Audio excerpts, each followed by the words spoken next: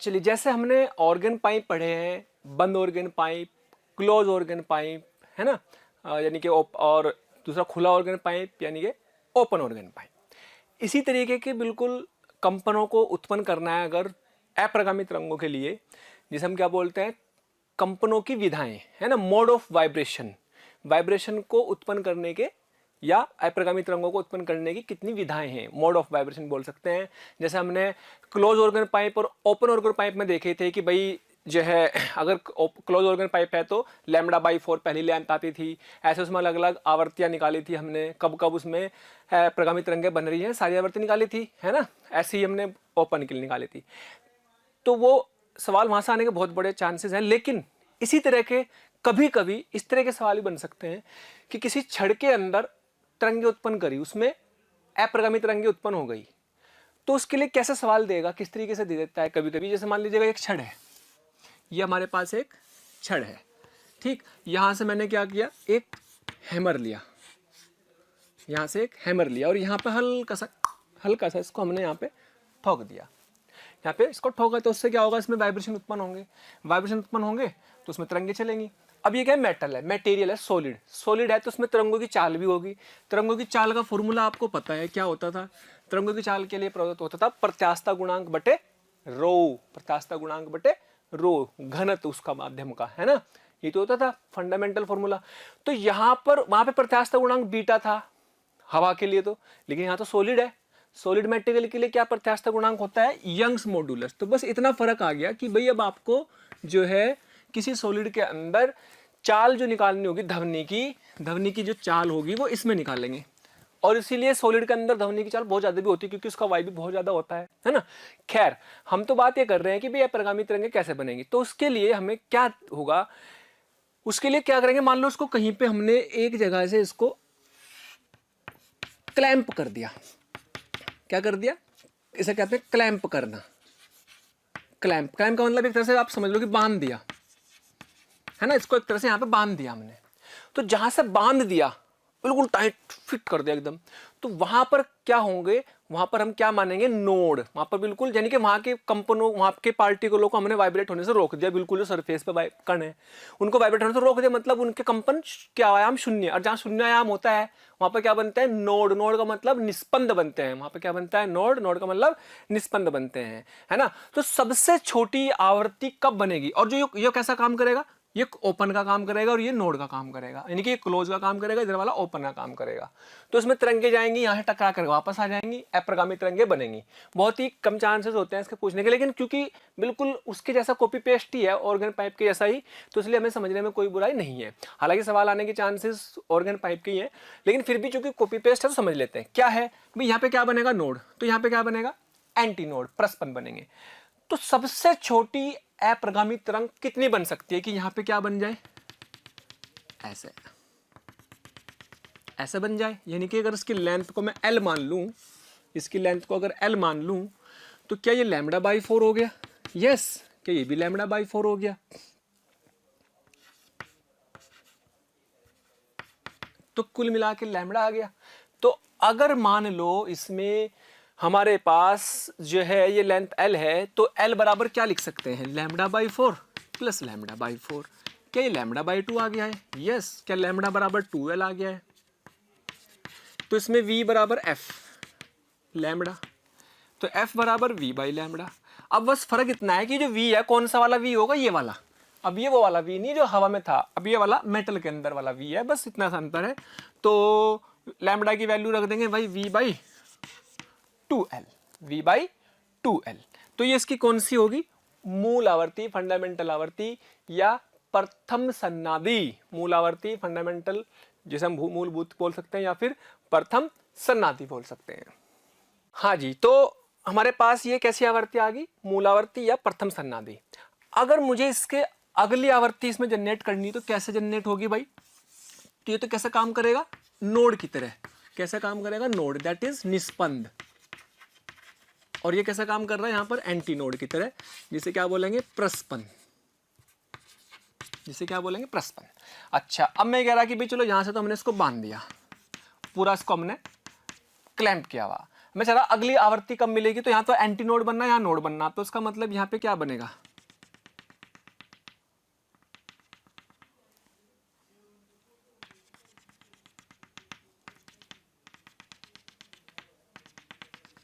क्या ऐसा दिखाई देगा?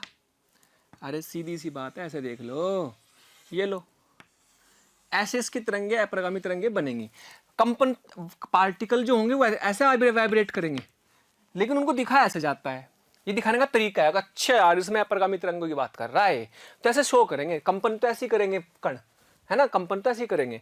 तो यहाँ से जैसे हमने इसको हैमर किया, तो हैमर कर देने पर इसमें तरंगे उत्पन्न हुई, तो ये जो है थोड़ा सा अलग तेजी से हमारा इसमें, तो आपकी तरंगे ये भी उत्पन्न हो सकती है। लंबाई वही है एल, तो यहाँ देखो ध्यान से, ये λ/4 है इतनी, ये एंटी नोड है, ये नोड है, ये भी नोड है, ये भी नोड है। तो ये λ/4 और ये भी λ/4, और ये यहाँ से यहाँ तक पूरी की लैम्बडा है, तो λ/4 प्लस λ/4 प्लस लैम्बडा, तो λ/4 प्लस λ/4 λ/2 प्लस लैम्बडा।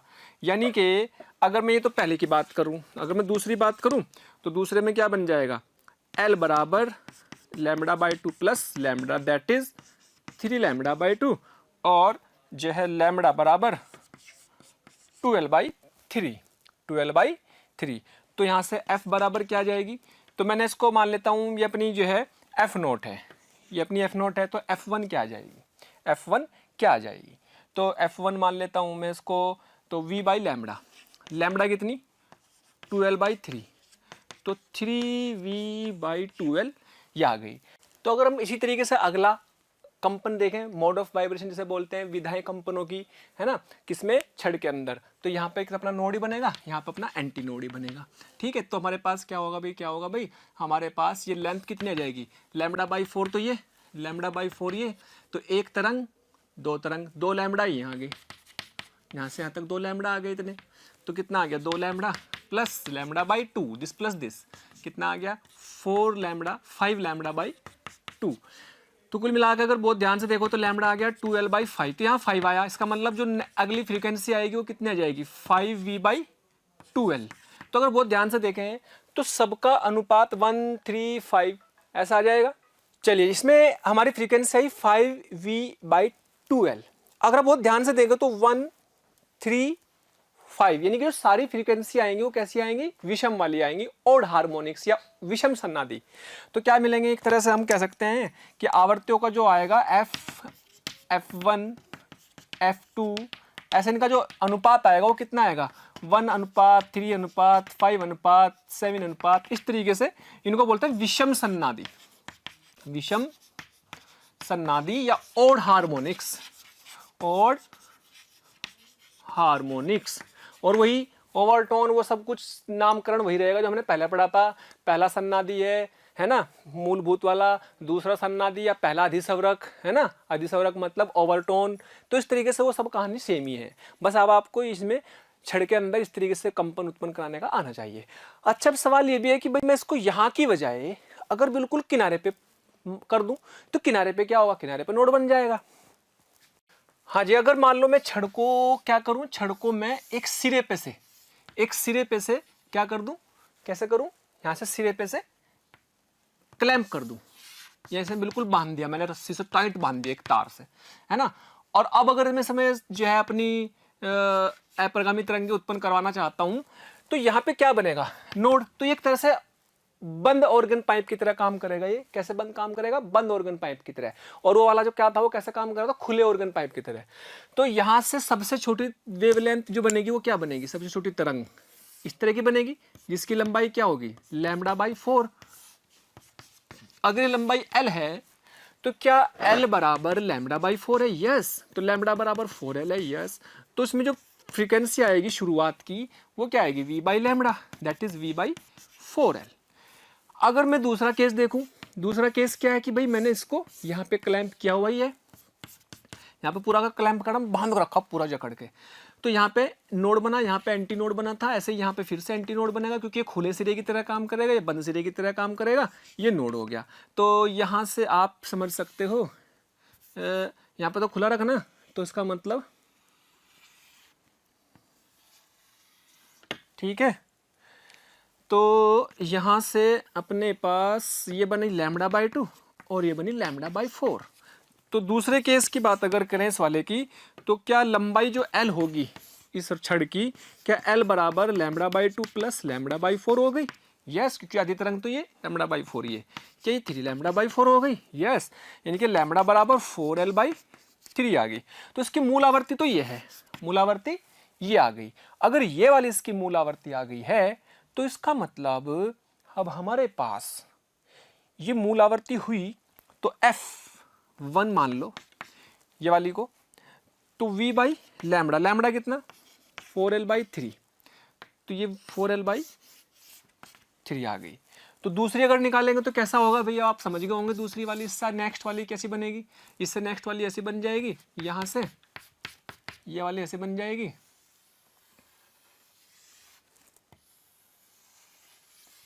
ये लो। तो ये अपनी यहां तक की लेंथ लैम्बडा, ये λ/4, तो l बराबर कितनी लैम्बडा प्लस λ/4। तो ये सब रिपीट है टेलीकास्ट। 5 λ/4, लैम्बडा बराबर 4l/5। तो f2 बराबर v/λ, यानी कि v/λ कितना आ जाएगा 5/4l। तो अगर इनका भी अनुपात देखें तो क्या बैठेगा, f0 अनुपात f1 अनुपात f2, ऐसे सबका अनुपात देखेंगे तो क्या बैठेगा 1:3:5:7, यानी कि इसमें भी कैसा आएंगे, सब विषम सन्नादि आएंगे।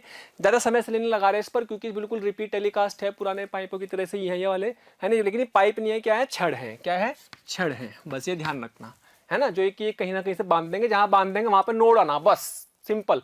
जहाँ से बांध देंगे वहाँ पे नोड, जो खुला सिरे की तरह काम करेंगे वो ये वाले काम करेंगे, ठीक है।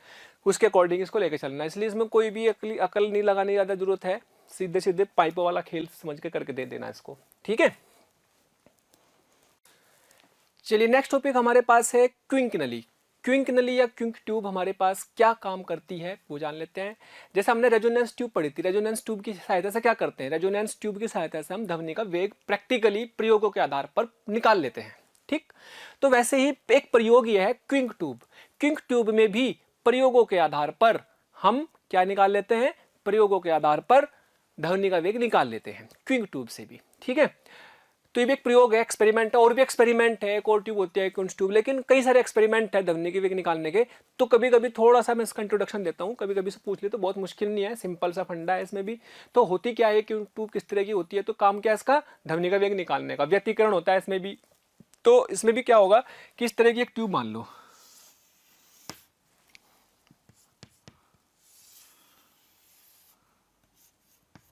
है ना, इसके ऊपर एक ये ट्यूब, एक ये ट्यूब है ना। और ऐसा समझो कि यहां से ध्वनि स्रोत, यहां पे ध्वनि स्रोत है जिसकी यहां पे पता कर सकते हैं। और यहां पे क्या है, डिटेक्टर, डिटेक्टर कह लो या आप कह लो आईज, ईयर, ईयर कान है आपके, ऐसा मान लो आप सुन रहे हो यहाँ ध्वनि को, है ना। या कोई भी डिटेक्टर मतलब माइक समझ सकते हो, यहाँ पे कोई भी डिटेक्टर माइक समझ लो, आपके कान समझ लो, तो यहाँ पे ध्वनि आएगी, है ना। मान लो शुरू में इधर की लाइन लेंथ और इधर की लेंथ बराबर है, शुरू में इधर की लेंथ और इधर की लेंथ बराबर है। अगर मैं आपसे बोलूँ कि यहाँ पे मैंने कोई ध्वनि उत्पन्न की किसी स्पीकर से, यहाँ पे अपने एक डिटेक्टर लगा रखा है, माइक लगाया हुआ है, या हमने अपने कान से सुन रहे हैं। अगर मैं कहूँ कि शुरू में यहाँ की लंबाई और इधर की लंबाई बराबर है, तो ध्वनि को ये रास्ता चलना पड़ेगा और इधर से ये रास्ता चलना पड़ेगा, क्योंकि लंबाई बराबर होगी। कि दोनों का पाथ डिफरेंस यानी कि पथांतर समान हो गया।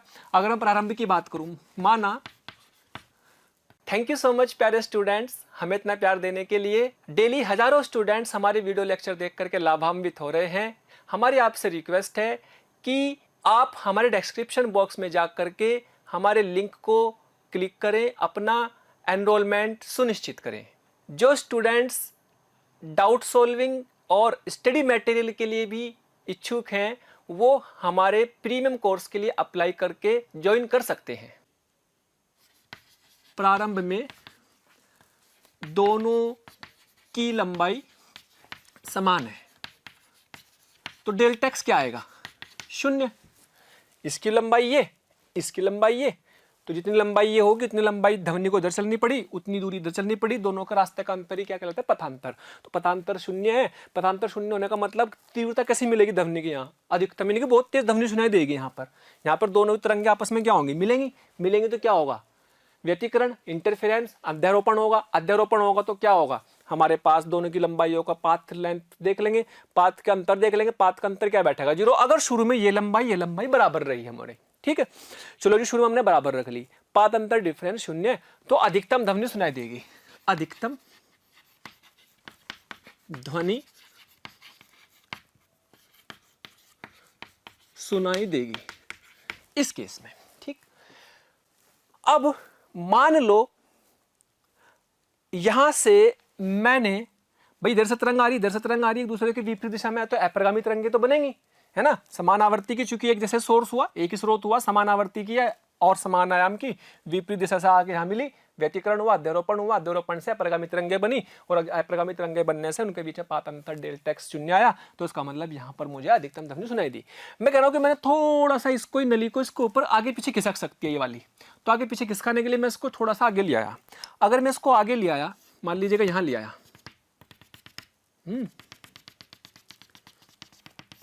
यहां ले आया कहीं, ठीक, और यहां पे ले आया, ये जो है ये ऐसा मान लो, ये यहां,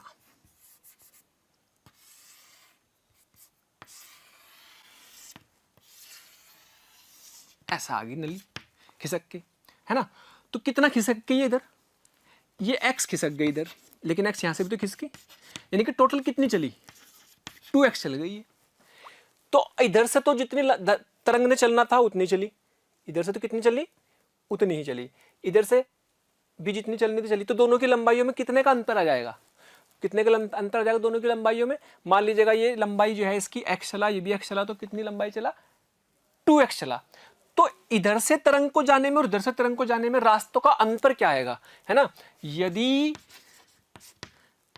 इधर की नली को नाम दे देता हूं, मान लो राइट वाली, यदि जो है बाईं तरफ की, लेफ्ट या राइट, तो अगर दाईं तरफ की, दाईं साइड, दाईं तरफ की नली x चलती है, x नहीं बल्कि 2x चलेगी, है ना, 2x चलती है, तो सॉरी x चलेगी भाई, इसको तो हमने x से चलाया इधर, तो लेकिन तो पाथ डिफरेंस, तो पथांतर कितना, 2x हो जाएगा, डेल्टा x 2x। अब अगर ये रीडिंग यहां से नोट कर लेंगे, यहां स्केल बना रहता है, ये तो नोट कर लेंगे स्केल पे से कितनी लंबाई चलाई, स्केल से पता लग जाएगा, यानी कि x मुझे पता लग जाएगा। यहां पे मैं डिटेक्टर लगा के रखा हूं, अगर मुझे यहां पर कुछ भी नहीं सुनाई दिया, अगर यहां पर कुछ भी सुनाई नहीं दिया, इसका मतलब यहां पर व्यतिकरण कैसा हुआ, विनाशी व्यतिकरण हुआ, और यहां पे बिल्कुल सन्नाटा छा गया, कुछ नहीं सुनाई देगा। इसका मतलब ये पाथ डिफरेंस डेल्टा x किसके बराबर आएगा, अगर सन्नाटा छा रहा, कुछ नहीं सुनाई दे रहा, तो डेल्टा x आ जाएगा विनाशी व्यतिकरण के हिसाब से λ/2 या 3λ/2 या 5λ/2। मान लो उसने बोला कि पहला जो है यहाँ पर प्रथम विनाशी व्यतिकरण है, या दूसरा विनाशी व्यतिकरण है ना, दूसरा मिनिमा है, तीसरा मिनिमा, उस हिसाब से मान लो दूसरा मिनिमा कहा तो क्या 3λ/2 के बराबर हो जाएगा, पहला मिनिमा कहा तो क्या λ/2 के बराबर हो जाएगा, चौथा मिनिमा कहा उस हिसाब से हम यहाँ पर लिख सकते हैं। तो बात यह है कि यहां पर हमें क्या सुनाई दे रहा है वो सवाल में देगा। अगर उसने कहा कि यहां पर मुझे अधिकतम ध्वनि सुनाई दी, तो पहली बार सुनाई दी अधिकतम ध्वनि, उसके बाद से जैसे हमने इसको चलाया तो पहले अधिकतम ध्वनि सुनाई देंगे, तो डेल्टा x कितना होगा, तो पहले अधिकतम ध्वनि के लिए डेल्टा x कितना जाएगा, लैम्बडा 2λ 3λ के हिसाब से। यानी कि यदि नली को चलाने पर प्रथम अधिकतम मिले, मैक्सिमा मिले, तो x कितना आएगा, x कितना बैठेगा।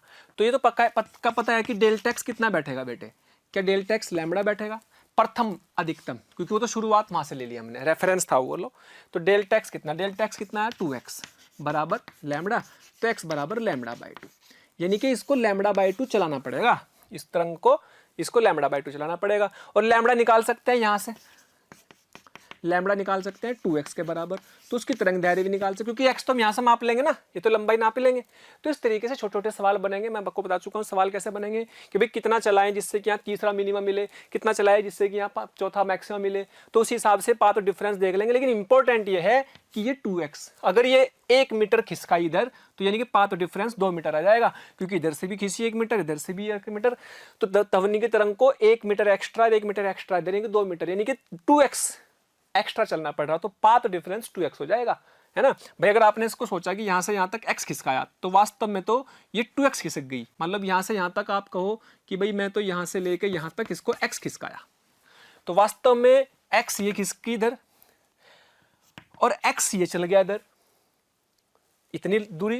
इतनी दूरी तो ध्वनि की तरंग को तो x फालतू चलना पड़ा, ये चलना पड़ा, तो टोटल तो 2x चलना पड़ा ना ध्वनि को, तो ध्वनि को 2x चलना पड़ा, इसलिए पाथ डिफरेंस 2x ले लेंगे। बस सिंपल से एग्जाम्पल था ध्वनि की तरंगों में वेग निकालने का। अब जैसे वेवलेंथ निकल गई, तो वेग निकालने के लिए क्या होता है, v = f लैम्बडा, है ना, v = f लैम्बडा। f इस स्रोत की फ्रीक्वेंसी है ना, तो वो हमें पता लगी है, वो तो पता ही है। यहाँ पे लैम्बडा हम लिख सकते हैं 2x, जो भी दिया होगा, ठीक। तो यहाँ से ध्वनि का वेग निकल जाएगा, हवा में निकल जाएगा ये ध्वनि का वेग, ठीक है। ये बेसिक सा एग्जाम्पल है, मतलब ध्वनि की चाल निकालने का। ओके, चलिए नेक्स्ट टॉपिक हम पढ़ते हैं। बहुत इंपॉर्टेंट टॉपिक है और क्वेश्चन आने की भी बहुत पॉसिबिलिटी रहती है इस टॉपिक से भी। तो यह है बीट्स, ठीक है। बीट्स क्या होती हैं समझें। बीट्स विस्पंद को बोल देंगे हिंदी में। तो ये होते क्या है, जैसे मान लीजिएगा हम कोई भी चीज़ को दो ध्वनि सुन रहे हैं, या मैं कोई बात बोल रहा हूँ, मान लीजिए मैंने बोला 1 2 3 4 5 6, आपने सारे 1 2 3 4 5 अलग अलग सुने, या मैं बोलता हूँ ए ए ए ए ए ए ऐसे बोला, तो आपको ये सारी चीज़ें सुन रही हैं अलग अलग। मैंने बोला इतने, मैंने बोला ए ए ए, 1 सेकंड में मान लो मैंने ए 4 बार बोला, ए ए ए ए 4 बार बोला, आपको अलग अलग सुन रहे चारों। या मैं 1 सेकंड में 10 बार भी बोल सकता हूँ, ए ऐसे भी बोल सकता हूँ। लेकिन अगर मैं 1 सेकंड में 10 बार बोलूँ तो बहुत फास्ट बोलना पड़ेगा। जैसे मान लो मैंने पहले तो 1 सेकंड में 4 बार बोला, ए 4 बार बोल लिया, ठीक। फिर मैंने 1 सेकंड में 5 बार बोला, ए, तो थोड़ा फास्ट बोलना पड़ रहा, आपको अलग अलग सुन रहे सारे ए, ठीक। फिर मैंने 1 सेकंड में 8 बार बोला, ए, तो 1 सेकंड में इतनी फास्ट बोलना पड़ रहा, लेकिन फिर भी आपको सारे के सारे जो ए है, सारी की सारी ध्वनि की पॉइंट्स हैं वो अलग अलग सुनाई दे रहे हैं। अगर मैं 10 बार बोल रहा हूँ ए, तो आपको ये भी शायद थोड़े थोड़े से अलग अलग सुन रहे होंगे कि हाँ मैंने 1 सेकंड में 10 बार बोल दिया होगा, आपको सुने। लेकिन मैं सोचूंगा कि 1 सेकंड में 30 बार बोलूं, 1 सेकंड में 30 बार बोलूं ए, तो कैसे आवाज सुनेगी, ए,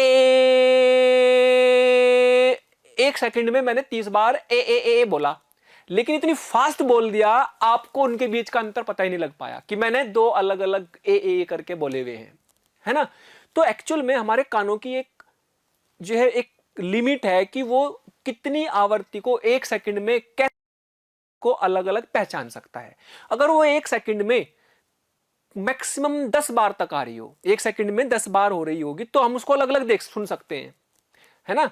हमारे कानों का परसेप्शन है, हमारे कान इस चीज को आइडेंटिफाई कर सकते हैं। हमारी ताकत इतनी है कि 1 सेकंड में अगर कोई चीज 10 बार हो रही होगी सुनना में, तो 10 बार हम उसको अलग अलग सुन सकते हैं। लेकिन उससे बाद वो उसकी आवृत्ति 1 सेकंड में ज्यादा होने लगे, तो उसकी आवृत्ति यानी कि 1 सेकंड में ज्यादा सुनने का मतलब उसकी आवृत्ति ज्यादा होने लगे। अगर वो अंतर ज्यादा है आवृत्ति का कि 1 सेकंड में ज्यादा आवृत्ति से आने लगे, तो आपको पता ही नहीं लग पाएगा कि वो अलग अलग ध्वनियां हैं। तो हमारे पास सबसे पहली बात तो यह है कि 2 ध्वनियां आनी चाहिए जिनकी आवृत्ति में थोड़ा सा अंतर कम हो।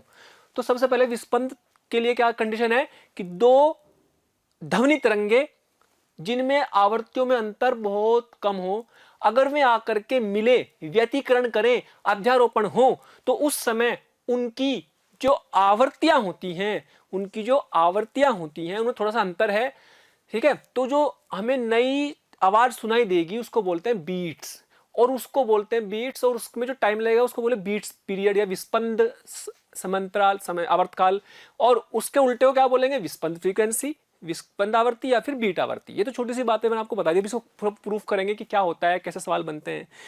पहले शॉर्ट में दिमाग में क्या रखें कि विस्पंद बनने के लिए दो स्रोत चाहिए जिनकी आवृत्तियों में थोड़ा ही अंतर हो, 5-10 आवृत्ति का अंतर हो या 10 से नीचे आवृत्ति का अंतर होगा तो अच्छा रहेगा, क्योंकि उनकी दोनों की आवृत्तियों का अंतर होगा तो हमें उनके व्यतिकरण से जो ध्वनि सुनाई देगी वो हम उसको अलग अलग सुन सकते हैं, है ना, एक अलग अलग अंतराल पर सुन सकते हैं कि अच्छा ये भी है, अभी अभी, ठीक। तो उनको बीट्स बोलते हैं, ठीक है।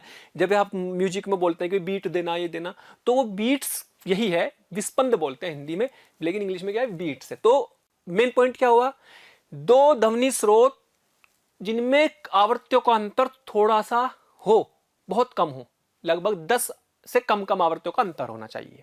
क्यों होना चाहिए आवृत्तियों का अंतर, समझ में आ गया, क्योंकि हमारे कान ज्यादा आवृत्तियों का अंतर को नहीं पहचानेंगे, वो हमें एक ही सुनाई देगी ध्वनि, फिर हमें अंतर पता नहीं लग पाएगा कि हाँ यहाँ पर जो है दो अलग अलग ध्वनि आई, ठीक। अब अगर मान लो दो अलग अलग आवृत्ति है तो मैं मान लेता हूं कि मेरे पास एक ध्वनि तरंग ये है, y1 equal to a1 sine omega 1t minus k1 x, a2 sine omega 2t minus k2 x, ये है, ये तो है दो ध्वनि तरंगे ले ली मान लो, है ना। चलो ये ले ली मान लो। तो अगर मैं इनकी बात करूं डेल्टा x की, अगर मैं इनमें डेल्टा फाई की बात करूं, मान लीजिएगा ये क्या है, दो ध्वनि तरंगे हैं, दो ध्वनि तरंगे। अगर मैं डेल्टा फाई की बात करूं, डेल्टा फाई की बात करेंगे तो क्या होगा, इसमें omega 1t minus omega 2t minus k1 x1 और प्लस k2 x2, ठीक। अगर मैं बात करूं मूल बिंदु पर, कहीं पे भी देख सकते हैं मूल बिंदु पर, तो क्या x को मैं मान लेता हूं फिलहाल 0, दोनों का 0 ले लिया, तो डेल्टा फाई क्या आ गया, omega 1t minus omega 2t, यानी कि ओमेगा 1 माइनस ओमेगा 2, ये आ गया t। तो अब उसको बहुत ध्यान से सुने, हमने जब व्यतिकरण किया था, बहुत इंपॉर्टेंट पॉइंट है, ध्यान समझेंगे, जो डिफरेंस है अभी तक हमने जो व्यतिकरण पढ़ा उसमें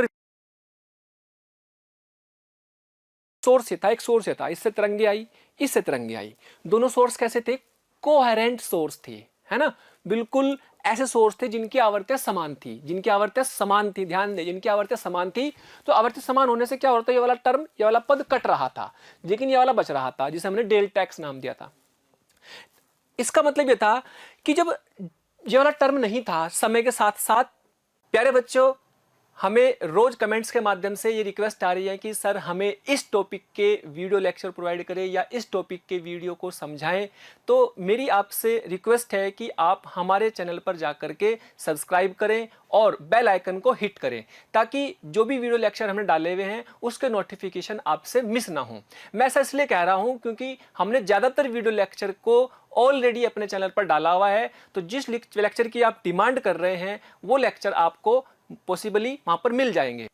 डेल्टा फाई बदल नहीं रहा था, तो एक पर्टिकुलर एक्स पर, कोई भी एक्स पर डेल्टा फाई फिक्स हो गया था, तो वहां पर डेल्टा फाई अगर मैक्सिमम आवर्ती का, मैक्सिमम तीव्रता का आ रहा तो मैक्सिमम तीव्रता मिलती रहेगी, अधिकतम मिल रहा होगा, मैक्सिमम मिल रहा होगा, और अगर न्यूनतम है तो न्यूनतम। तो दो तरंगों के व्यतिकरण से डेल्टा फाई फिक्स हो गया था, क्योंकि दोनों स्रोत कैसे थे, समान आवर्ती के थे, जो कि हमारी व्यतिकरण में अभी तक की कंडीशन थी। कैसे सोर्स थे, कोहेरेंट, जिनके समान कला के जो स्रोत होते हैं उनको कोहेरेंट सोर्स बोलते हैं, कला संबंध स्रोत बोलते थे, ठीक। ये पुरानी चीज याद करा दी मैंने। तो यहां पर कला संबंध स्रोत है क्या, नहीं। इसका मतलब इसका जो फेज होगा किसी भी एक लोकेशन पर, किसी भी एक जगह पर, जैसे मैंने सबसे आसान करने के लिए क्या ले लिया, ओरिजिन, एक लोकेशन ले ली, कोई भी मूल बिंदु ले लिया, आसान करने के लिए कोई भी ले सकते हैं, वो x1 x2 आ जाएगा, कांस्टेंट वैल्यू जुड़ी रहेगी, लेकिन अगर मैं x को 0 कर दूं तो थोड़ा सा आसान हो जाएगा। इसी से समझना, आपको ऐसे ही करना है, ठीक, क्योंकि इसी से प्रूफ करेंगे ताकि चीजें आसान रहे, कोई फर्क नहीं पड़ेगा। अगर x को और भी कुछ ले लेंगे तो एक वैल्यू जुड़ती चली जाएगी, तो डिफरेंस में जब भी आप लेंगे वो डिफरेंस में वहां पर आ जाएगी।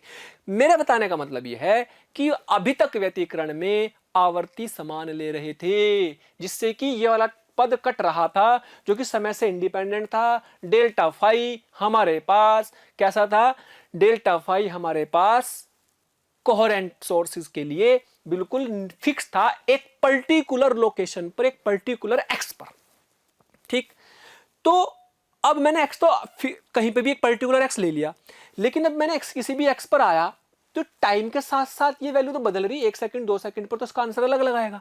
यस, यानी कि इसका मतलब एक जगह पर ही अब डेल्टा फाई समय के साथ बदल रहा है, क्योंकि अलग अलग फ्रीक्वेंसी, क्योंकि कला संबंध स्रोत नहीं है, ऐसे स्रोत है जिनकी आवृत्ति में थोड़ा सा अंतर हो, जिनकी आवृत्ति में थोड़ा सा अंतर हो। थोड़ा सा अंतर होना जरूरी है, वो क्यों है मैंने अभी सबसे पहले समझाया आपको, क्योंकि हमारे कान थोड़े से आवृत्ति के अंतर को अच्छे से डिफ्रेंशिएट कर सकते हैं, अलग अलग सुन सकते हैं। ठीक, अब समय के साथ ये फिर बदल रहा, सोचो जब समय के साथ ये फिर बदल रहा है तो इस फेज की वैल्यू, इस कला की वैल्यू, कलांतर की वैल्यू क्या 0 भी हो सकती है समय के साथ साथ बदलते बदलते, क्या 2 पाई भी हो सकती है, क्या 4 पाई भी हो सकती है, क्या 3 पाई भी हो सकती है, यानी कि डेल्टा फाई की वैल्यू 0, 2 पाई, 4 पाई, यानी कि मैक्सिमा के हिसाब से भी आ सकती है। एक ही जगह पर खड़ा मैं, तो यानी कि मेरे पास इस स्रोत से भी ध्वनि आ रही, इस स्रोत से भी ध्वनि आ रही, कभी तो उनके बीच में कलांतर 0, कभी 2 पाई, कभी 4 पाई, कभी 3 पाई, कभी जो पाई, 3 पाई, 5 पाई, ऐसे भी आ सकते हैं। यानी कि मुझे यहीं पर खड़े खड़े उन स्रोतों की ध्वनि में अंतर दिख रहा है, कभी तेज आवाज, कभी बिल्कुल 0 आवाज, कभी तेज कभी लो आवाज, कभी तेज कभी लो आवाज। कारण कि एक ही जगह पर फेज नियत नहीं है, समय के साथ साथ बदल रहा है। और समय के साथ साथ बदलने का बाद क्या होगा भाई, आपको ये तो पता ही है ना कि आई क्या होता था, I1 plus I2 plus 2 root I1 I2 cos delta phi. अगर ये बदलने लगे तो ये भी तो बदलने लगेगी व्यतिकरण के बाद, अगर ये बदलेगा तो व्यतिकरण के बाद तीव्रता भी तो बदलेगी। अगर ये अधिकतम हो रहा तो अधिकतम हो जाएगी तीव्रता, आवाज तेज सुनाई देगी, कम हुआ तो कम सुनाई देगी, है ना। ये समय के साथ बदल रहा, अभी तक हमारे पास ये समय के साथ साथ नहीं बदल रहा था, तो ये फिक्स था। अगर ये मैक्सिमम बन रहा है एक जगह पर तो मैक्सिमा ही था, तो आवर्ती अधिकतम तीव्रता सुन रही थी अगर ये न्यूनतम था तो न्यूनतम तीव्रता सुन रही थी। लेकिन अब यहां देखो समय के साथ साथ बदल रहा है, कोहेरेंट सोर्स नहीं है, अलग अलग आवृत्ति के हैं, आवृत्ति में थोड़ा सा अंतर है, फिर कह रहा हूं थोड़ा सा अंतर है। तो ये समय के साथ साथ बदलने के कारण यहां पर अधिकतम भी कल आ सकती है, न्यूनतम भी आ सकती है, एक ही जगह पे खड़े खड़े, है ना। लोकेशन कुछ भी हो सकती है, 2 मीटर 4 मीटर, x बराबर 0 मीटर पे, है ना। तो 0 मीटर मैंने इसलिए लिया ताकि जो है आसान हो जाए, ये वाला टर्म ना आए बार बार। क्लियर। अब ये जो डेल्टा फाई हमारे पास आया, ये कौन सी कंडीशन के लिए आया, मैक्सिमा के लिए भी हो सकता है और मिनिमा के लिए भी, है ना। अगर ये आवृत्तियों का अंतर सोचो बहुत ज्यादा होता, चलो मान लो 1 सेकंड में 100 बार अंतर आता है, तो 1 सेकंड में 100 बार अधिक न्यूनतम अधिकतम न्यूनतम हो जाता, तो अधिकतम तीव्रता और न्यूनतम तीव्रता 1 सेकंड में 100 बार हो जाती, तो आपको तो जो न्यूनतम हुई तो पता नहीं लग पाता। तो 1 सेकंड में 100 बार अधिकतम होती तो आपको तो अधिक तीव्रता सुनाई देती, ऐसा सुनता। जैसे लाइट है, लाइट की जो आवृत्ति है 50 हर्ट्ज के हिसाब से ये चलती भी जलती रहती है, बुझती रहती है, लेकिन आपको दिखाई नहीं देती है कि बुझ भी रही। क्यों? क्योंकि इतनी तेजी से जल रही बुझ रही लाइट है, 50 हर्ट्ज की आवृत्ति से आती है, बिजली आती है, तो इतनी तेजी से जलता बुलता है बल्ब या ट्यूबलाइट कि आपको बंद होने का समय दिखता ही नहीं वो। क्योंकि हमारी आंखें अगर 1 सेकंड में बल्ब 10 बार तक कम ज्यादा हो रहा हो, जल रहा बुझ रहा हो 10 बार तक, तो हम उसको जलता बुझता अलग अलग पहचान सकते हैं, हमारी आंखों की ताकत इतनी तो है। लेकिन 1 सेकंड में 100 बार जल रहा बुझ रहा हो तो हमें नहीं पता लग पाता कि वो बुझा भी था, हमें तो जलता हुआ दिखाई देता है। तो वैसे ही अगर एक ही जगह पर खड़े खड़े 100 बार आवृत्तियों का अंतर आ रहा होगा, तो एक ही जगह पर खड़े खड़े 100 बार कलांतर बदल रहा होगा, 100 बार आवृत्ति तीव्रता अधिक कम होगी, तो हमें तो साल बहुत फास्ट स्पीड से केवल आवाज सुनाई देगी, कंटिन्यूअस, अलग अलग नहीं सुनाई देगी। जो बीच में गैप हुआ, सन्नाटा आया, वो दिखाई सुनाई नहीं देगा हमें। तो मेरे कहने का मतलब ये है, वो कब सुनाई देगा, अगर ये अंतर बहुत कम हो। हमने अंतर की बात क्यों की थी, समझ में आ गया कि कम अंतर क्यों करा हमने। अंतर अगर ये कम ले लो, मान लो इसकी आवृत्ति 5 हर्ट्ज है, तो 1 सेकंड में 5 बार ये कम ज्यादा हो जाएगा, 5 बार ज्यादा कम 5 आवृत्ति तेज सुनाई देगी हमें, है ना। 1 सेकंड में 5 बार तेज सुनाई देगी और 5 बार हमें बिल्कुल सन्नाटा भी सुनाई देगा, और हमारे कान उसको आसानी से पहचान लेंगे, क्योंकि हमारी कान अगर 1 सेकंड में 10 बार ये चेंज हो रहा होगा तो उसको पहचानने के लिए सक्षम है, ताकत इतनी है। ठीक, तो हमें क्या करना है भाई, इस फेज के हिसाब से अब तो हमें वो टाइम पीरियड निकालना कि कितने समय में इनके दो लगातार मैक्सिमा या 2 लगातार मिनिमा के बीच का समय कितना है, और उस समय का उल्टा ही कहलाता है विस्पंद आवर्तकाल या बीट पीरियड, ये निकालना। तो 2 लगातार मैक्सिमम, यानी कि कहां पे मैक्सिमम मिलेगा, जहां पे मैक्सिमम मिलेगा वहां डेल्टा फाई पे मैक्सिमा की कंडीशन लगा देंगे, जहां पे मिनिमम मिलेगा वहां डेल्टा फाई पे मिनिमा की कंडीशन लगा देंगे, है ना। तो हमें वो टाइम भी निकल जाएगा। समझ में आ गया क्या करने वाले हैं हम, है ना। चलिए करते हैं सबसे पहले फॉर मैक्सिमा या अधिकतम ध्वनि के लिए, अधिकतम ध्वनि ध्यान रखें, ओमेगा 1 माइनस ओमेगा 2 बहुत कम है, बहुत कम है। लगभग आप मान सकते हो 10 से कम मान के चल लो, लगभग 10 के आसपास या उससे कम तक मान लो रफली, है ना। तो मैक्सिमा के लिए डेल्टा फाई कितना होता है भाई? डेल्टा फाई होता है भाई 2 पाई एन, 2 पाई एन। तो यहां पर डेल्टा फाई आ गया 2 पाई एन बराबर omega 1 minus omega 2 into T.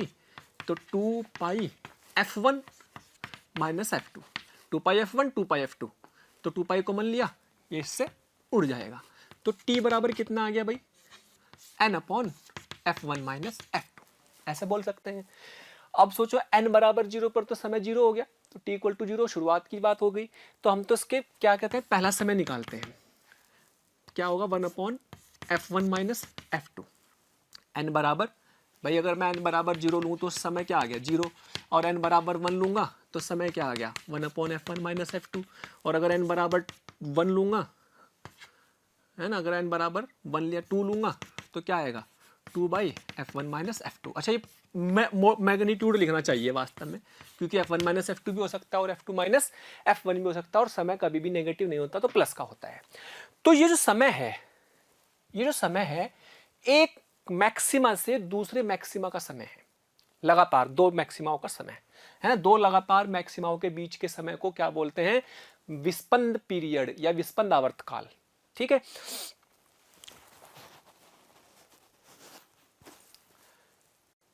तो यानी कि t कितना आ गया? 0, 1 by F1 minus F2, 2 by F1 minus F2, 3 by F1 minus F2, है ना। तो दो लगातार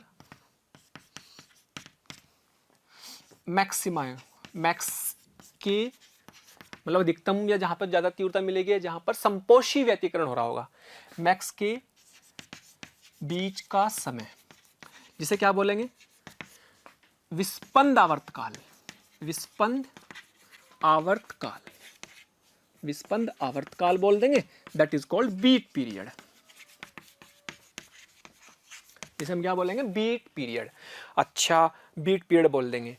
ओके, दो लगातार, अब दिस माइनस दिस कर लो, या दिस माइनस दिस कर लो, या दिस माइनस दिस कर लो, तो 1 माइनस 0 आएगा, यही 2 माइनस 1, 1 बटे दिस, 3 माइनस 2, 1 बटे दिस। इसका मतलब टाइम पीरियड क्या आया भाई? कोई भी ले लो, दो लगातार, ये माइनस ये कर लो या ये माइनस ये कर लो, 2 बटे F1 माइनस F2 माइनस 1 बटे F1 माइनस F2, कुछ भी कर लो, ये इन दोनों में से कर लो, इन दोनों में से कर लो, इन दोनों में से।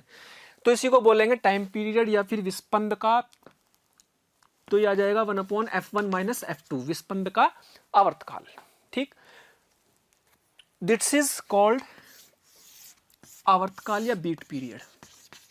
बीट पीरियड या विस्पंद आवर्तकाल, यानी कि एक सेकंड, दो लगातार अधिकतम या मिनिमम के बीच में लगने वाला समय ये होगा। मिनिमम के बीच में भी निकालेंगे, यही आएगा। तो अगर मैं कहूं कि भाई दो लगातार मैक्सिमा के बीच में लगने वाला समय 0.2 सेकंड है, 0.2 सेकंड है, दो लगातार अधिकतम के बीच में लगने वाला समय 0.2 सेकंड है, तो एक सेकंड में कितने विस्पंद आएंगे? इसका उल्टा कर दो, 1/0.2 कर दो, 1/0.2, तो 1/0.2 क्या हो गया? 5, यानी कि एक सेकंड में 5 बार अधिकतम हो जाएगा। तो एक सेकंड में जितने अधिकतम आ रहे होंगे, एक सेकंड में मैक्सिमा की संख्या को क्या बोलेंगे भाई? टाइम पीरियड का उल्टा क्या होता है? आवर्ती। लेकिन किसकी आवर्ती होगी? एक सेकंड में विस्पंदों की संख्या हो जाएगी, तो यानी कि विस्पंद आवर्ती या बीट फ्रीक्वेंसी बोलेंगे। बीट पीरियड का उल्टा ही बीट आवर्ती होती है, बीट फ्रीक्वेंसी होती है। आप इसका मतलब ये समझे कि मान लो ये 0.2 सेकंड आया, तो 0.2 सेकंड में आपके दो, एक टाइम पीरियड है, एक से दूसरे लगातार मैक्सिमम के बीच की दूरी, तो उसका उल्टा करा, 1/0.2, 5 आ गया। मतलब ये क्या होता है? एक सेकंड में, तो एक सेकंड में 5 विस्पंद आ चुके होंगे, 5 बीट्स आ चुकी होंगी, यानी कि 5 मैक्सिमा आ चुके होंगे इन 1 सेकंड। तो इसको बोलते हैं बीट फ्रीक्वेंसी। जितने नंबर ऑफ मैक्सिमा हो in 1 second, that is called beat frequency in 1 second, that is beat frequency. तो इसका मतलब इसका उल्टा ही तो करना। तो बीट फ्रीक्वेंसी बेसिकली क्या बना? इसका उल्टा F1 माइनस F2। यस, तो बीट फ्रीक्वेंसी या फिर विस्पंद आवर्ती, विस्पंद आवर्ती कितनी, क्या 1/t कह सकते हैं, या फिर 1/ft का मतलब f1 माइनस f2, है ना, ये बोल देंगे, इतने हर्ट्स आ जाएगी, है ना। तो ये क्या कहलाती है, एक सेकंड में कितने मैक्सिमम की संख्या, एक सेकंड में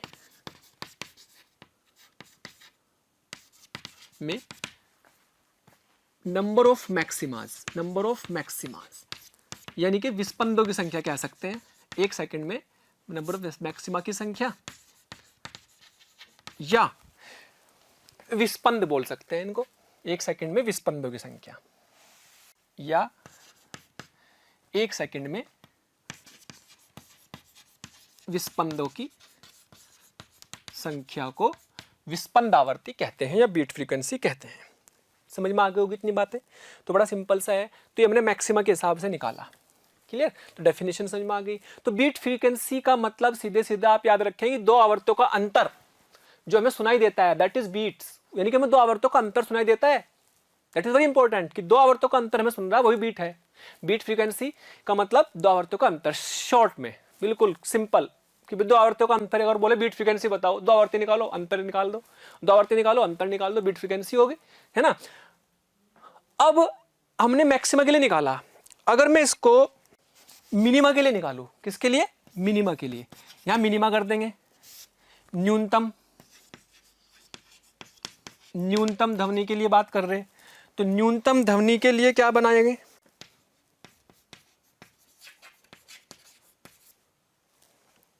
तो न्यूनतम ध्वनि के लिए डेल्टा फाई कितना होता है, 2n+1 π/2,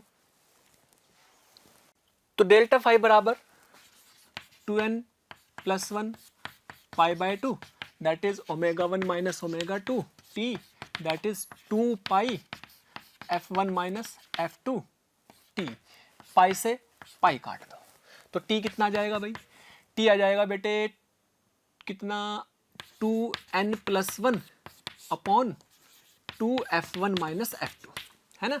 वही बात है, मैग्नीट्यूड है, क्योंकि समय नेगेटिव नहीं होगा, f1 माइनस f2 भी हो सकता है और f2 माइनस f1 भी हो सकता है। अब मान लो n की वैल्यू ले ली अपने 0, 1, 2, 3, तो समय क्या क्या आएंगे, क्या 0 आएगा, 1 रखेंगे तो कितना आएगा भाई, 0 रखेंगे तो ये आएगा 1/2f1 माइनस f2, फिर आएगा 3/2 f1 माइनस f2, 2 रखेंगे तो 4 और 1 5, यानी कि 5 f1 माइनस f2, ऐसे चलता जाएगा। तो ये वो समय है जब जब आपको न्यूनतम ध्वनि सुनाई देगी, यानी सन्नाटा छाया रहेगा, पर आपको पता तभी लगेगा कि सन्नाटा का जब वो फ्रीक्वेंसी का अंतर क्या हो, बहुत कम हो, नहीं तो पता नहीं लग पाएगा। इसीलिए मैंने बोला शुरू में ही कि आवर्तियों का अंतर बहुत कम होना चाहिए जब जब हम बीट्स की बात करेंगे। तो अगर कोई पूछे बीट्स क्या है सर, तो बीट्स क्या बोलेंगे बेटे, बीट्स यानी कि एक सेकंड में विस्पंदों की संख्या को बीट फ्रीक्वेंसी बोलते हैं। ये एक सेकंड में मिलने वाली कितने अधिकतम या कितने मिनिमम मिल रहे हैं, एक सेकंड में अधिकतम की बात करो, क्योंकि सुनने हमें तो सुनने से मतलब है, तो एक सेकंड में मिलने वाले अधिकतम या मैक्सिमम की संख्या कितनी मिल रही है एक सेकंड में, दैट इज बीट फ्रीक्वेंसी, वही बीट्स कहलाती हैं। उनके अंतर कोई, दो फ्रीक्वेंसी का अंतर कोई बीट्स कहते हैं, विस्पंद कहते हैं, है ना। तो यहां पर अगर मैं इनका अंतर देखूं, मिनिमम के लिए, न्यूनतम के लिए, तो बीच का समय विस्पंद आवर्तकाल कहलाएगा, दो मिनिमम के बीच का। अब देखो दिस माइनस दिस करो। अगर आपको हमारे वीडियो लेक्चर्स पसंद आ रहे हैं तो प्लीज़ लाइक और शेयर करना ना भूलें। इससे आपके साथी, आपके जो ज़रूरतमंद दोस्त और विद्यार्थी हैं, उन तक भी ये वीडियो लेक्चर पहुंच जाएंगे, ताकि वो भी इससे लाभान्वित हो सकें। और अभी मैं यही कहना चाहूँगा कि आपका इतना प्यार और इतना स्नेह देखकर हमारी मोशन की पूरी टीम बहुत मोटिवेटेड है, और आपके इस प्यार के कारण, इस मोटिवेशन से ही हम और अच्छे से अच्छे कंटेंट आपको प्रोवाइड करते रहेंगे। अगर दिस माइनस दिस करूँ तो टाइम पीरियड क्या आएगा, 3/2 f1 माइनस f2 माइनस के 1/2 f1 माइनस f2। तो अभी भी 3 माइनस 1 2, 2/2 है ये, तो 2/2 f1 माइनस f2, 2 से 2 कट जाएगा, तो अभी भी क्या बचा, f1 माइनस f2। तो कुल मिला के चाहे तो दिस माइनस दिस कर लो, चाहे ये माइनस ये कर लो, 5 माइनस 3 2 बचेगा, तो चाहे आप ऐसे कर लो 5 माइनस 3 वाला, नीचे 2 रहेगा, यहाँ पे भी 2 रहेगा, तब भी आंसर यही बैठेगा। यानी कि आवर्तकाल अभी भी वही है, तो बीट फ्रीक्वेंसी अभी भी वही है, भाई वो तो एक ही उसके स्रोत की बात हो रही है ना, दो मतलब दो सेम सोर्स की बात है, तो मैक्सिमम मिनिमा के लिए टाइम पीरियड और आवर्ती समान है वही, तो फिर वही बीट पीरियड के बाद वही विस्पंद आवर्ती आ जाएगी, वही एक सेकंड में नंबर ऑफ मिनिमा की संख्या को विस्पंदों की संख्या कह सकते हैं, है ना। तो विस्पंदों की संख्या को क्या बोला, बीट फ्रीक्वेंसी। तो इन शॉर्ट बीट फ्रीक्वेंसी का मतलब क्या हुआ, f1 माइनस f2 हर्ट्ज को बीट फ्रीक्वेंसी या फिर विस्पंद आवर्ती कहते हैं। कई बार बोलेगा बताओ विस्पंदों की आवर्ती क्या है, तो विस्पंद आवर्ती का मतलब क्या हुआ, विस्पंद आवर्ती का मतलब हुआ f1 माइनस f2, जबकि एक सेकंड में बनने वाले विस्पंदों की संख्या। ओके, चलिए किताबों में बीट्स के लिए डायग्राम दिया रहता है ना, कि कैसे वो बीट्स की शेप बनती है। जैसे हमें नोड बने थे, हमारे निस्पंद बने, विस्पंद बने, उनकी डायग्राम पता है कैसे बनते हैं, विस्पंद कैसा होता है, निस्पंद कैसा होता है, प्रस्पंद कैसा होता है। तो विस्पंद कैसा होगा उसका डायग्राम किताबों में दिया रहता है, उसको कैसे बनाते हैं वो समझते हैं, है ना। तो विस्पंदों का डायग्राम को समझने के लिए हमें उसके समीकरण पता है कि मान लो मेरे पास एक तरंगी थी ए साइन ω1t माइनस k1x1, और भाई दूसरी तरंग ये थी y equal to A sine ω2t minus k2x2। दोनों को मैंने फिलहाल आयाम समान ले लिया, आपके केस में समान आयाम की रहेंगे। तो अब मैं बात कर रहा हूँ कि मान लो इनको हम x बराबर 0 पर ले लेते हैं। कहाँ ले लेते हैं, 0 पर, एट x बराबर 0। तो y1 क्या बन जाएगा, y1 बन जाएगा a साइन ω1t, y2 क्या बन जाएगा, a साइन ω2t। ये बन गया। मूल बिंदु पे समान इजी करने के लिए कोई अंतर नहीं आएगा। अगर x कुछ और भी हो, थोड़ा सा बस कैलकुलेशन बढ़ जाएगी, आंसर पे कोई फर्क नहीं पड़ते। तो इसलिए अपने तो कोर्स में बस इसी समझ लो कि 0 मान के करो, कोई प्रॉब्लम ही नहीं है। खैर y1 बराबर है साइन ω1t, y2 बराबर है साइन ω2, कहाँ पर, एट x बराबर 0 पर, मूल बिंदु पर ले लिया। मान लो दो तरंगे कहाँ मिल रही, मूल बिंदु पर आकर के मिल रही, जहाँ पे x 0 है, जिनके लिए x 0 से चले, समझ लो यहाँ पे है। तो x 0 है, मूल बिंदु पर है, तो दोनों तरंगे हैं, ध्वनि तरंगे हैं। जैसे हम बोलते हैं ना S1 S2 S0, ये भी S0 ले लिया ध्वनि तरंगों, या फिर प्रेशर की फॉर्म में लिख सकते हैं P0 P0 P1 P2। तो मैंने एक जर्नल ले लिया भाई, विस्पंदों का मतलब यहाँ से समझते हैं। तो होगा क्या, दोनों तरंगे मिलेंगी आपस में, विपरीत दिशाओं में आते हुए मिलेंगी, ठीक, और उनको में क्या हो जाएगा विस्पंदों में, यहाँ पे, है ना। भाई मान लो एक तरंग ये थी, एक तरंग ये थी, कोई भी ले लो चाहे, है ना, विपरीत दिशा में ले लो, कैसे भी ले लो। तो यहाँ पर इनके मिलने पर x तो मैंने 0 ले लिया, तो नई जो तरंग बनेगा ध्रुवपण के सिद्धांत से लिए क्या नेट लिखेंगे कि y1 प्लस y2, तो क्या होगा a sign ω1t, a sign, ये समझाने के लिए है, वैसे तो कहानी समझ में आ चुकी है क्या होता है विस्पंद। ये सिर्फ ये समझाना चाह रहा हूँ कि भाई इसमें इसका एक विस्पंदों का डायग्राम दिया होता है, उसको किस बेसिस पर बनाया जाता है वो समझ ले, और डायग्राम याद रख लो, क्योंकि एक ही तो टॉपिक है, इसी का डायग्राम रटना। खैर ए कॉमन ले लिया, sign ω1t plus sine ω2t। चलो जी, A sine C plus sine D, ये फॉर्मूला आपने पढ़ा होगा, sine C plus sine D बराबर 2 sine C plus D by 2 into cos C minus D by 2। तो ये लगा दो, इसे सी मान लो, इसे डी मान लो, क्योंकि अलग अलग टर्म है ना। तो 2 साइन ω1 प्लस ω2 टी बाई 2, और यहाँ पर कोस ω1 माइनस ω2 टी बाई 2। ध्यान रखें दोनों आवर्तियों में बहुत ज्यादा अंतर नहीं है, 10 से कम ही अंतर होगा इनका, है ना। ऐसा मान लो 1-2 का अंतर हो सकता है और बढ़िया, 2 का अंतर है और अच्छा है, 1 का अंतर और अच्छा है, और भाई जो है 3 का अंतर है और अच्छा है, 4 का अंतर है और अच्छा है। तो 10 से कम रखो। तो यहाँ पे हमारे पास ये ऐसे भी लिख सकते हैं 2a साइन, अगर मैं 2πf1 2πf2 लिखूं तो 2π कॉमन ले लो, f1 plus f2 by 2 into T, इससे ये चलो तो 2 रखने दो, और ये कोस 2π f1 minus f2 by 2 into T. ये 2 काट भी सकते हैं लेकिन इसी फॉर्मेट में रख लो। तो ध्यान दो ये वाला टर्म टाइम के साथ साथ बदल रहा है, ये भी बदल रहा है, लेकिन इसमें आवर्ती बहुत फास्ट है, इसमें आवर्तों का अंतर आ रहा है। ये तो जुड़ रही आवर्ती, जुड़ के तो और ज्यादा हो जाएंगी। भाई मान लो मैंने मान लिया कि लेट f1 की वैल्यू मैंने ले ली कितनी, 100 हर्ट्ज ले ली या 101 ले ली, और f2 की वैल्यू ले ली मैंने 99 हर्ट्ज, मान लिया इतनी ले ली। तो सोचो जब जोड़ेंगे तो 200 आ जाएगा, तो 200 आ गई अगर आवर्ती, तो पागल हो जाओगे, तो पता ही नहीं लग पाएगा 200 आवर्ती में तो क्या चल रहा है आप। लेकिन आपको तो कब समझ में आएगा, जब आवृत्तियां कम हो। तो कम आवृत्ति यहां पर है ये 101 माइनस, अगर मैं इसका अंतर देखूं F1 माइनस F2, क्या 101 माइनस 99 बराबर 2 हर्ट्स आया। ऐसा समझने के लिए ले लिया एग्जाम्पल। तो यानी कि आप ये कह सकते हैं कि ये वाले में तो आपकी आवृत्ति क्या बैठेगी, F1 माइनस F2 बाई 2 यानी कि 1, और यहाँ पे F1 प्लस F2 100 आ जाएगी आवृत्ति इसकी, है ना। तो अगर 100 आ गई और ये 1 आ गई, तो ये वाला जो टर्म होगा, ये वाला तो बहुत स्लोली चेंज होगा, और ये बहुत फास्ट होगा। ये तो तेजी से चेंज होगा, तेजी से बदलेगा, ये धीरे धीरे बदलेगा। इसका मतलब यही तो हुआ, इसका मतलब यही हुआ। तो वास्तव में y जो नेट मिला, ये मिला, तो व्यतिकरण के बाद ये एक हमें क्या मिल गया, एक फलन मिल गया।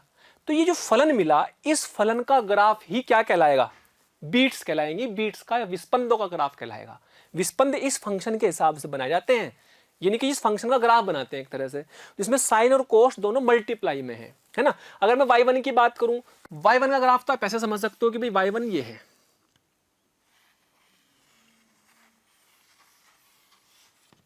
और y2 का ग्राफ मान लो ये y1 है, y2 का ग्राफ आप ऐसे समझ लो,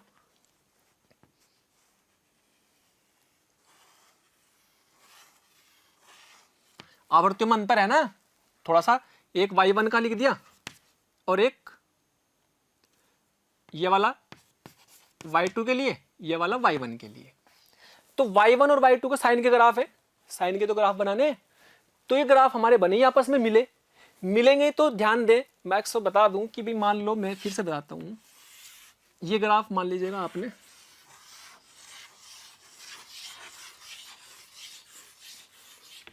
किसका है, y1 का है। ये ग्राफ y1 के लिए बनाया, ये ग्राफ y1 के लिए बना साइन का ग्राफ। तो साइन का ग्राफ दूसरा फिर बनाया हमने, लेकिन उसकी फ्रीक्वेंसी इससे थोड़ी सी अलग बनाई तो आवर्तकाल भी अलग होगा, उसका आवर्तकाल भी अलग हुआ। तो ये अपना y2 समान आयाम के हैं, है ना, ये y2 है। ये दोनों आपस में मिले कैसे, इस मल्टीप्लीकेशन के हिसाब से मिले, क्योंकि मैथ ये कहता है कि भाई दोनों का व्यतिकरण के बाद ये फलन बना। तो इस फलन का ग्राफ ही क्या कहलाएगा, विस्पंद का ग्राफ कहलाएगा। अब बहुत ध्यान से अगर मैं इस ग्राफ को बनाऊं, तो देखो ध्यान से, एक तो ऐसा ग्राफ है जिसकी आवृत्तियों का अंतर बहुत कम है, एक ऐसा जिसकी बहुत फास्ट है। लेकिन एक साइन का ग्राफ, साइन क्या होगा, t बराबर 0 पर तो 0 आएगा, तो 0, और ये t बराबर 0 पर से कोई वैल्यू आएगी, लेकिन 0 इंटू 0 0 ही बैठ जाएगा, 0 इंटू दिस जो भी आएगा। तो शुरुआत कहां से होगी, 0 से होगी भैया। तो t बराबर 0 पर 0 आ जाएगा। तो जो y नेट आया, ये तो y1 y2 आया, ये किसका है, y नेट का ग्राफ, y नेट विस्पंदों का ग्राफ। तो शुरुआत कहां से होगी, 0 से, क्योंकि t बराबर 0 पर ये 0, तो y नेट की शुरुआत 0 से होगी। अब इसमें दो साइन का भी ग्राफ है, कोस का भी, लेकिन जो टोटल मिला करके बनेगा वो देखना। तो होता क्या है बेसिकली, एक फंक्शन तो आप समझ लो कि बहुत स्लो है, दोनों को मल्टीप्लाई करना, मल्टीप्लाई होकर के फाइनली 0 होना। तो ग्राफ 0 से शुरू हो गया, ग्राफ 0 से शुरू हो गया। तो जो हमारे पास फलन बहुत तेजी से बदल रहा साइन का, वो बना लेते हैं, और ये बहुत तेजी से, बहुत स्लो बदल रहा वो बना लेते हैं। तो जो बहुत स्लो बदल रहा है, ऐसा बदल रहा, मान लो एक तो ऐसा फलन बनाएंगे जिसमें बहुत स्लोली इसकी आवृत्तियां बदल रही हैं।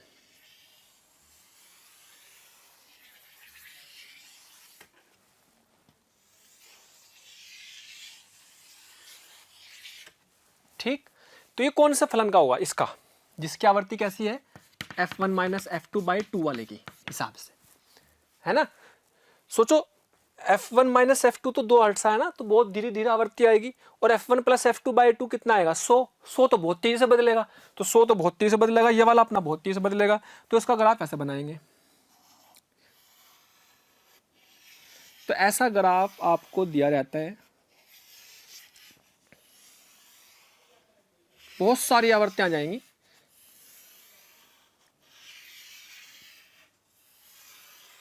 लो जी सब बना दो भैया, सब बना दो।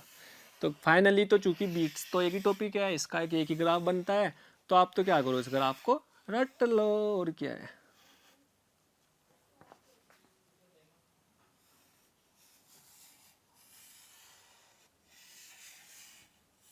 लो जी लो, पूरा बना देता हूँ आपके लिए।